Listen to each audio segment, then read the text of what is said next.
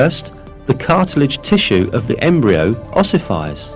Then, muscular cells that are selected from among the tissue around the bones come together and wrap around these bones. This event is described in a scientific publication with the following words. During the 7th week, the skeleton begins to spread throughout the body, and the bones take their familiar shapes. At the end of the 7th week, and during the 8th week, the muscles take their positions around the bone forms.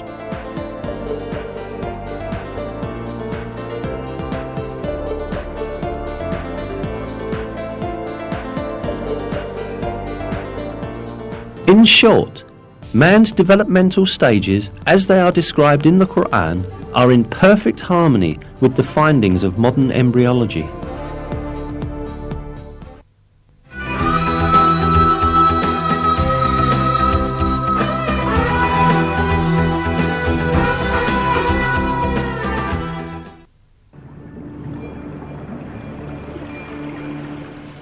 In the Quran, it is related that man is created in a 3-stage process in the mother's womb.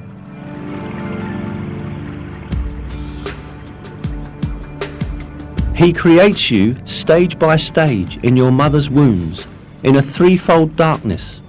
That is God, your Lord. Sovereignty is His. There is no God but Him. So what has made you deviate?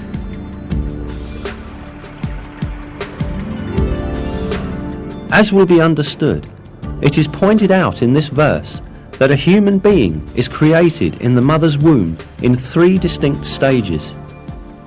Indeed, modern biology has revealed that the baby's embryological development takes place in 3 distinct regions in the mother's womb. Today, in all of the embryological textbooks studied in the faculties of medicine, this subject is taken as an element of basic knowledge. For instance, in Basic Human Embryology, a fundamental reference text in the field of embryology, this fact is stated as follows.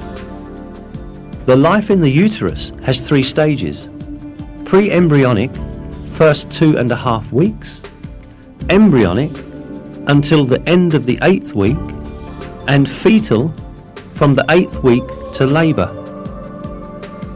These phases refer to the different developmental stages of a baby. Information on the development in the mother's womb became available only after observations done with modern devices. Yet, just like many other scientific facts, these pieces of information are imparted in the verses of the Quran in a miraculous way. The fact that such detailed and accurate information was given in the Quran at a time when people had scarce information on medical matters is clear evidence that the Quran is not the word of man, but the word of God.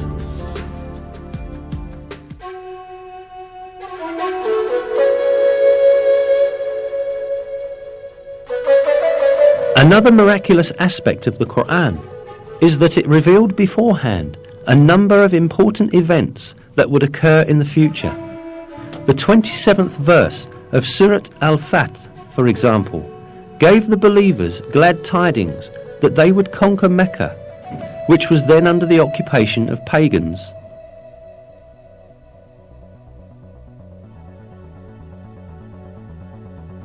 God has confirmed His messenger's vision with truth. You will enter the Masjid al-Haram in safety, God willing, shaving your heads and cutting your hair without any fear. He knew what you did not know and ordained, in place of this, an imminent victory.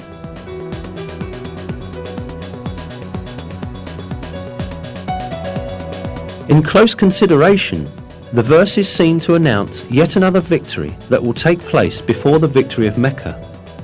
Indeed, as stated in the verse, the believers first conquered the Kaaba fortress, which was under the control of the Jews, and then entered Mecca.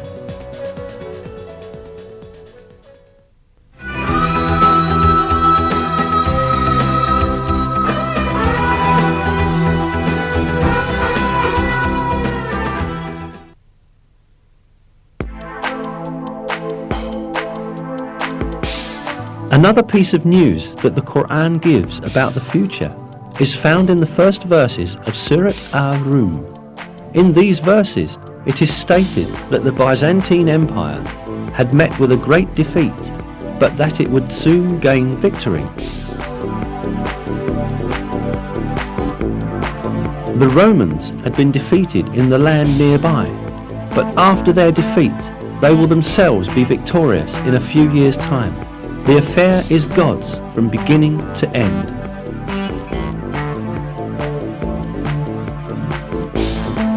These verses were revealed around 620 CE, almost 7 years after the severe defeat of Christian Byzantium at the hands of the Persians, when the Byzantines lost Jerusalem. Yet it was related in the verses that Byzantium would shortly be victorious. In fact, Byzantium had then suffered such heavy losses that it seemed impossible for it even to maintain its existence, let alone be victorious again. Not only the Persians, but also Avars, Slavs and Lombards posed serious threats to the Byzantine Empire.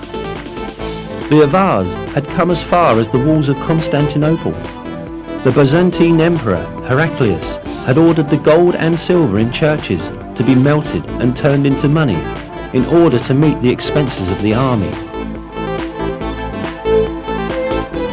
Many governors had revolted against Emperor Heraclius, and the empire was on the point of collapse. Mesopotamia, Cilicia, Syria, Palestine, Egypt and Armenia, which earlier belonged to Byzantium, were invaded by the idolater Persians. In short, everyone was expecting the Byzantine Empire to be destroyed. But right at that moment, the first verses of Surah